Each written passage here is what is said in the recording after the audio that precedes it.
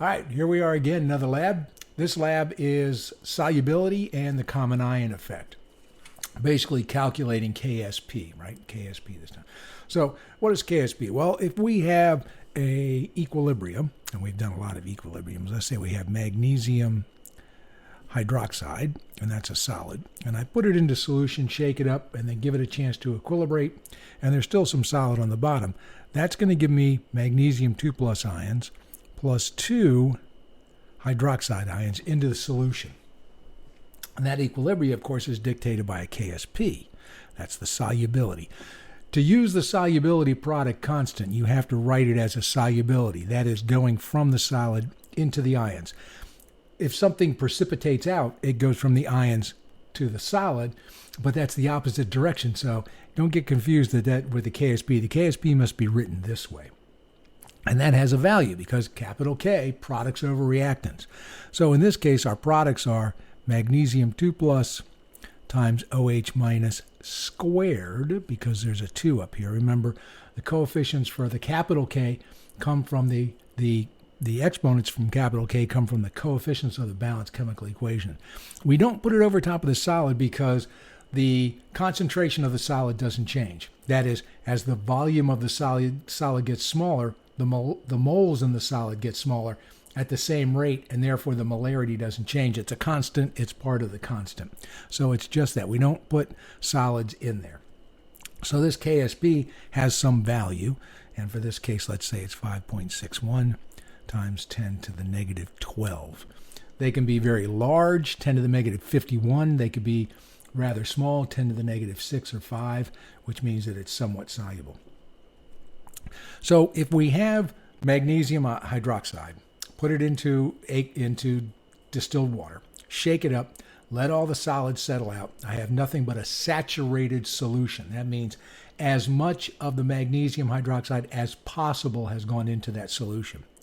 Then the product of both the magnesium and the hydroxide concentration squared is going to equal this value. Based on that, I can solve what the concentrations must be. How? Well, what I can do is I need to figure out the relationship between the magnesium and the hydroxide. And that is, remember, this is concentration, so it's moles per liter. And I want to make these equal to each other. Now notice I don't square this because I'm just talking about, I'm not talking about the balanced chemical equation. I'm talking about the concentration of magnesium in the solution and the hydroxide ion concentration in solution. So we don't square this down here. These are just the concentrations, set them equal. Well, if I look at that, for every mole of magnesium hydroxide that dissolves, I get 1 mole of magnesium, 2 plus. For every mole of magnesium hydroxide that dissolves, I get 2 moles of hydroxides. Therefore, the concentration of hydroxides has to be twice the concentration of magnesium. So if I want to set these equal to each other, 2 times the magnesium ion concentration is equal to the hydroxide ion concentration. Another way I could write that is that magnesium 2 plus concentration is equal to 1/2 the hydroxide ion concentration. Again, don't square this because this is just looking at the relationship between these two ions, not the solubility product constant, which uses the square values for it. This is a different thing. So I can look at this relationship and I can say, okay, then I can substitute 2 times the magnesium in for the hydroxide. Notice I'm substituting it in for the hydroxide ion concentration, not the hydroxide ion concentration squared. So I can say my 5.61 times 10 to the negative 12 is equal to the magnesium 2 plus concentration times 2 times the magnesium 2 plus concentration. All of that squared. Why? Because I'm putting this in for just the hydroxides, and here the hydroxide ion concentration was squared. So this goes in for that. I square the whole thing, and I end up with 5.61 times 10 to the negative 12 is equal to the magnesium 2 plus times 4, square the 2, square the magnesium, Mg2 plus squared. So then I bring that together. I get 5.61 times 10 to the negative 12 is equal to, well, I multiply these together. Magnesium times magnesium squared is magnesium cubed. So I end up with 4 times the magnesium ion concentration cubed. So if I solve for magnesium ion concentration, I end up with 5.61 times 10 to the negative 12 divided by 4, and that must be the cubed root of that. And if I calculate that out, I should get 1.119 times 10 to the negative 4 molar. Now, notice what this is telling me. This is telling me that the magnesium ion concentration in a saturated solution with no other source of magnesium or hydroxides is going to be equal to 1.12, basically, times 10 to the minus 4 molar. Well, when they use the term molar solubility means how many moles of the compound go into solution. Not how many moles of the individual ions, but how many moles of the compound. So how many moles of magnesium hydroxide solid go into solution? Well, since it's 1-to-1 for magnesium 2 plus in solution, and for every mole of magnesium 2 plus we get in solution, there's a mole of magnesium hydroxide that went into solution, this concentration of magnesium is equal to the molar solubility. That would not be true for hydroxides. If I calculated out hydroxides by substituting this relationship in, which I could do, and you can try it, you'll get the same answer, but you'll get double, right? If you solve for hydroxides, you'll get 1/2 of this concentration, because you'll get twice this concentration, have to take 1/2 to find out what the molar solubility is. That's why I solved it for magnesium. It's just easier that way. Could have solved it for hydroxides, but the hydroxide ion concentration, there's 2 of them. Therefore, it is double what the molar solubility is, so I'd have to take 1/2 of that to be able to get the molar solubility. With my relationship that I used, I can figure out what the hydroxide ion concentration must be in this solution, because I know that it's 2 times the magnesium. Therefore, it's going to be 2 times 1.119 times 10 to the negative 4 molar, which is going to be equal to what? Well, it's going to be 2.24 times 10 to the minus 4, right? 2.24 times 10 to the minus 4 molar for the hydroxide concentration in there. All right, that's kind of the basis of solubility. They're all pretty easy because you're dealing with saturated solutions. We can then figure out what the constant, we know what the constant is. We can then figure out what the concentration of one of the ions must be in solution based on the relationship we've come up with, which is usually the hardest part, making sure you get that relationship right. Because it's very tempting to say, no, wait a minute, 2 times the hydroxides equals the magnesium. No. This tells me there's twice as many hydroxides as there are magnesiums. Therefore, I must take 2 times the magnesium ion concentration to get the hydroxide ion concentration. Once you got that, the rest of it's pretty easy. Now, the common ion effect, we're not going to get into doing calculations for the common ion effect in this lab, but you will do a titration, and we'll talk about the lab in a second. You will do a titration that shows you that what would happen for this relationship for the magnesium hydroxide if I put in so much magnesium nitrate. Well, you know, all nitrates are soluble. Therefore, every mole of this that went in, I'd get a mole of magnesium 2 plus 2 NO3 minus. The nitrates would have no effect upon the equilibrium, because if you look at our equilibrium equation, there's no nitrates in here anywhere, so it has no effect on it. But the magnesium ions do.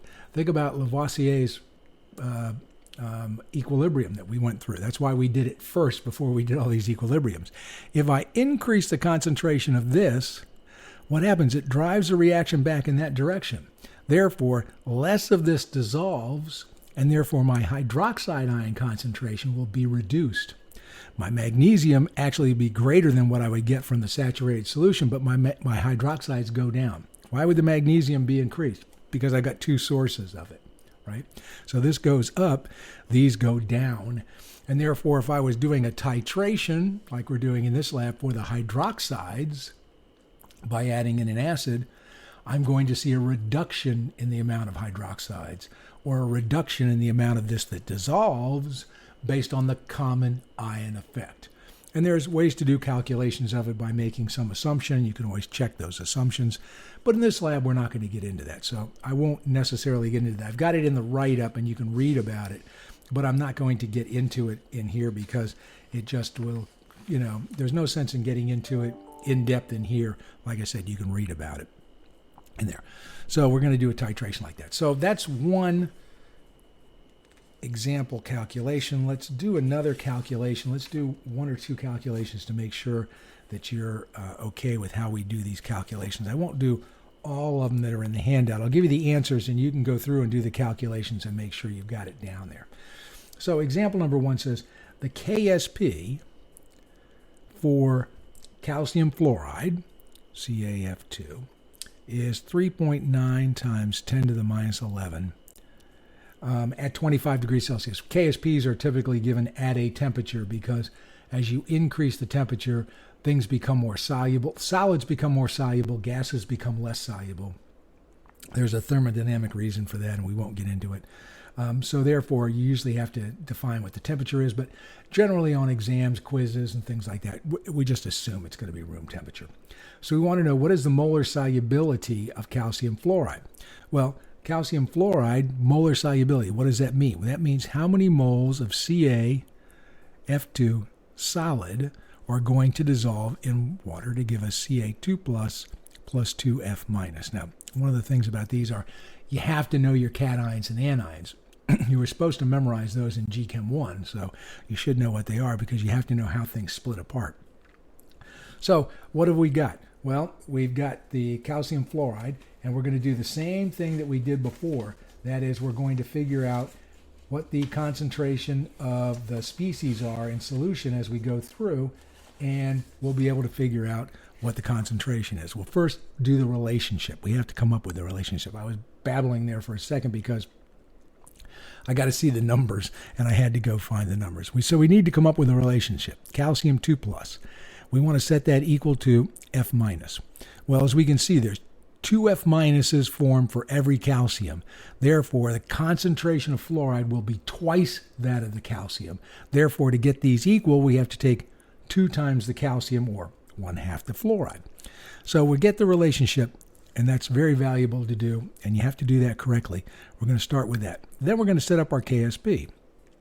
3.9 times 10 to the negative 11 must be equal to, well, we go to our balanced chemical equation, and we say that's going to be equal to Ca2 plus times F minus squared. It's squared because there's 2 fluorides produced, and therefore the coefficients come from here.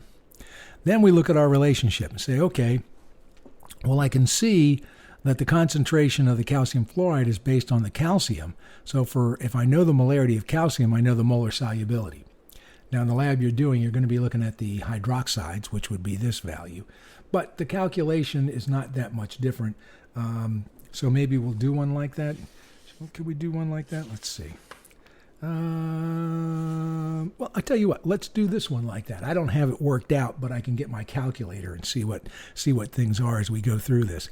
And I think that'll cover everything. I'll give you the answers to the other ones, but this will be the one. So we're going to use the relationship that I pull the 2 over here, and it's 1/2 fluoride. So the calcium equals 1/2 fluoride. So then 3.9 times 10 to the minus 11 is equal to 1/2 fluoride times fluoride squared. So then 3.9 times 10 to the minus 11 is equal to 1/2 fluoride cubed. Therefore, the fluoride ion concentration is equal to 2 times 3.9 times 10 to the minus 11, and we take the cube root thereof. So let me get my calculator so I can calculate that out. And I'm going to take 2 times 3.9, 2 times 3.9, e to the negative 11, and then I'm going to raise that to the 1/3 power, basically taking the cube root of it, and I end up with 4.27 times 10 to the negative 4, right, molar? 1, 2, 3, yep, times 10 to the negative 4 molar. Okay, that's the fluoride, but that's not my molar solubility, because my molar solubility tells me how many moles of this, and I get 2 of this. Therefore, my molar solubility is half that, which would be the same as the calcium. We do use our relationship, and we say Ca2 plus is equal to 1/2 4.27 times 10 to the negative 4 molar, which equals, well, 1/2. That's 2.3 times 10 to the negative 4 molar. And that should be the correct answer. 2.13 times 10 to the negative 3 molar, basically rounded to the correct number, sig figs 2.1 times 10 to the minus 4 molar. So like I said, you can calculate them out either way. So you can use either the relationship that gives directly what the molar solubility is, or you can use the relationship that you get the ion and you have to take 1/2 of it. Now, I know probably in class they teach you to do ice tables and use X, and then you solve for X. And a lot of times you don't know what the heck X is when you get to the end of this thing. I don't like that. And when you get into more advanced chemistry classes, that solving for X thing won't work, and it'll let you down. It'll cause problems. It's better you understand the real way to solve these problems correctly so that you can understand kind of what's going on. And that's what we do here. For problem number 2, and we'll go ahead and do problem number 2. It says analysis of a saturated solution of silver chromate. Silver chromate is Ag2CrO4. And that indicates that the silver ion, the Ag plus ion, is equal to 1.3 times 10 to the minus 4 molar. And they want to know, what is the Ksp? Well, how are we going to go about doing this? Well, we can figure out the Ksp if we know the concentration of silver and of chromate. So let's figure it out. Let's get our relationship. We got Ag2CrO4. That's going to be a solid. We're talking about dissolving. We're talking about solubility. That's going to go to give me 2 Ag pluses plus CrO4 2 minus. Must be 2 minus because there's 2 Ags. Silver is one of the 3 transition metals that always has a value. Silver is always +1, cadmium is always +2, and zinc is always +2. Those are the only 3 transition metals where you don't have to indicate what the oxidation state is because it's fixed. Okay, so I know I got this. Therefore, the Ksp is going to be, if I can write Ksp, there's something underneath my paper here. It's going to be equal to Ag plus squared times CrO4 2 minus concentration. I'm given the silver concentration. But what do I need to do? Well, I need to look at this relationship, and I can see that if I want to make silver equal to chromate, what do I have to do? Well, there's 2 silvers, so silver concentration must be twice that of chromate. Therefore, I'd have to take 2 times the chromate to make it equal. So that means my Ksp must be equal to the silver, 1.3 times 10 to the minus 4 molar, squared, times what? The chromate's twice that of the Ksp, of the silver, right? The chromate, 2 times the chromate equals the silver. So the chromate must be 1/2 the silver. Another way of looking at it is bring the 2 over here. 1/2 Ag plus equals CrO4 2 minus. Therefore, that would be 1.3 times 10 to the negative 4 divided by 2. That would be what I'd use to calculate out what my Ksp is, right? Because I've got the silver concentration, but the silver concentration is going to be twice that of chromate. The silver concentration has to be squared. And then using this relationship, I figure out what chromate is. I put those in there, and I plug the values in, and I get 1.1 times 10 to the negative 12. Okay? So it's pretty easy to figure out what the Ksp is. If you know the Ksp, you can figure out the concentrations. If you know the concentrations, you can figure out the Ksp. The last example in the handout, you can try and work through it. I don't know what you're going to be doing in class. For this lab, we're not going to do actual calculations for the Ksp based on knowing what the common ion effect is.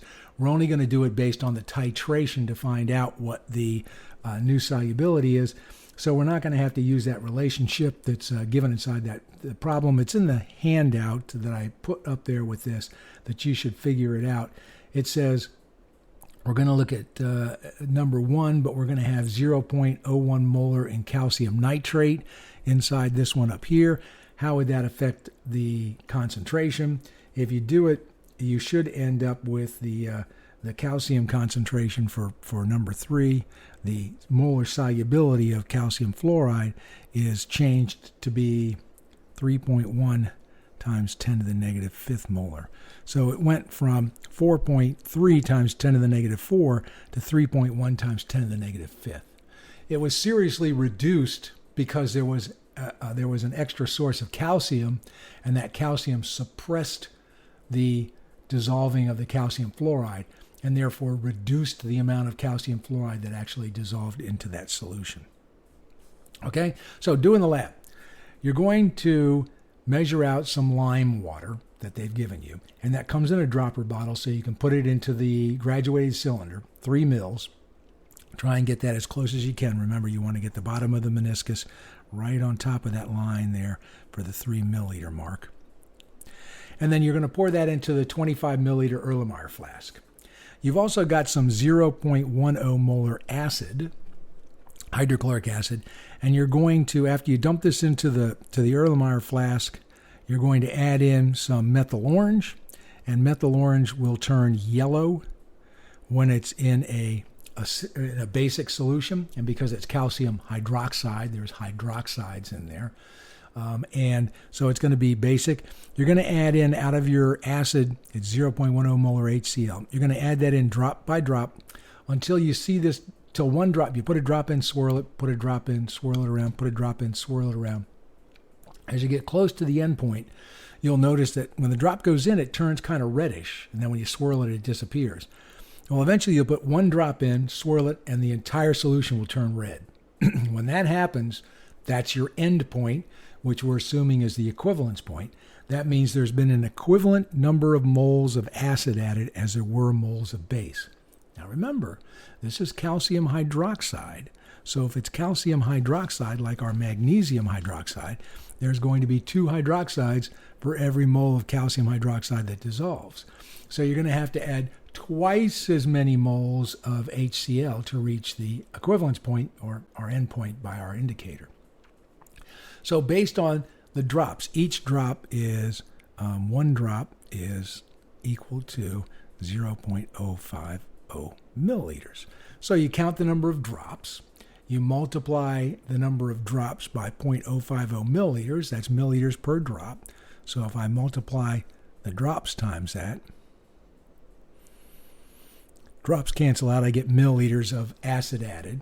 You know the molarity of the acid, you know the volume of the acid that was added. Based on the molarity and the volume, you can figure out the number of moles of acid that were added. You know the number of moles of acid that were added, you can calculate the number of moles of hydroxide that must have been in your original solution. Now, that's the original solution. You put in around 3 milliliters. You'll figure out exactly how many milliliters based on massing it out and using the mass conversion of 1 milliliter per gram. So you take the grams times that, that'll give you the exact milliliters, much more exact than what you could get by using the graduated cylinder. And then you're going to figure out how many moles of acid it took to reach the endpoint, how many moles of hydroxide there must be. Those moles of hydroxide were in that original volume. You know the molarity of the hydroxides. You know the relationship between the hydroxides and the calcium. You can figure out the molarity of the calcium. Based on the molarity of the calcium and the molarity of the hydroxides, you can calculate out the Ksp, just like we did in the last example over here. So you should be able to calculate the Ksp, and you'll see what it is. Then you're going to do the same thing, but you're going to, before you do that, so make sure you get 2 good runs. You don't have enough acid to do much more than maybe 2 runs, but try and be very careful when you're doing this and get 2 good runs. Then what you're going to do is you're going to take the top off the lime water bottle, and you're going to add in, you're going to put it on the balance and mass it out and add in some calcium chloride that's in your container. It should only take 4 to 6 of those little pills that are in there. There's like little teeny pills in there. Put them in there to give you, I think it's 0.02 grams. And then you want to shake that up to dissolve that. That's going to cause some of the calcium hydroxide to precipitate out because you've increased the amount of calcium and it was a saturated solution. So shake that up good for like 5 minutes, and then let it sit for a half an hour. It really should sit overnight, but a half an hour should be good enough. Now you've got a saturated solution of calcium hydroxide, but with extra calcium in there. So you can't flip it over and do drops like you did when you were filling up the graduated cylinder with the original calcium hydroxide solution. So what you need to do is take your pipette and pull some off the top of the solution so you don't get any of the solid on the bottom, and fill up 3 milliliters, dump it in, do the same thing, and do the titration again. putting in the indicator, the methyl orange, and then doing drop by drop of the acid until you see that color change. And obviously it should take less acid than it took the first time. You want to figure out what that amount of less acid is, and then from that you'll be able to figure out the change in the solubility based on that addition of the common ion for it. Okay, it's not a difficult lab to do. It's not difficult for the calculations. It just takes you a couple of minutes to do it. We're almost at the end of the term, so go ahead, take a little time, do this lab. All right, stay safe and have fun.